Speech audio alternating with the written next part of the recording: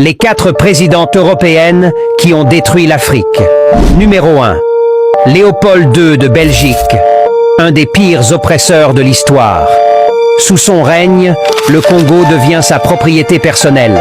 Il exploite le pays, réduisant les Congolais en esclavage pour récolter le caoutchouc. Résultat ? 10 millions de morts en moins de 25 ans. C'était un véritable génocide économique. Numéro 2. Jules Ferry, France. En France, Jules Ferry, fervent défenseur de la colonisation, prétendait que c'était une mission civilisatrice.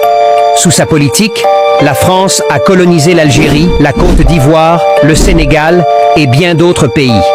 Cette colonisation a exploité les ressources, détruit les cultures locales et imposé une domination brutale sur les peuples africains. Numéro 3. Otto von Bismarck, Allemagne.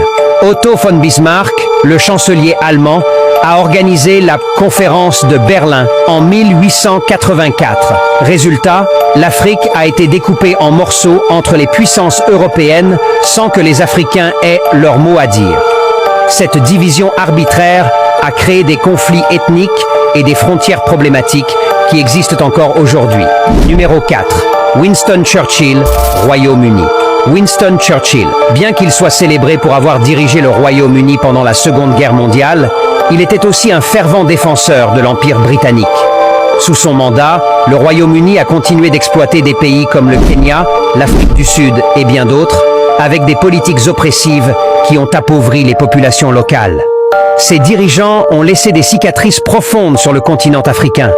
La colonisation européenne a bouleversé des civilisations entières, pillé des ressources naturelles et laissé un héritage de conflits encore visible aujourd'hui. L'Afrique se relève, mais les blessures sont encore présentes. Qu'en penses-tu ? Dis-le-moi en commentaire et abonne-toi pour plus de vérités historiques.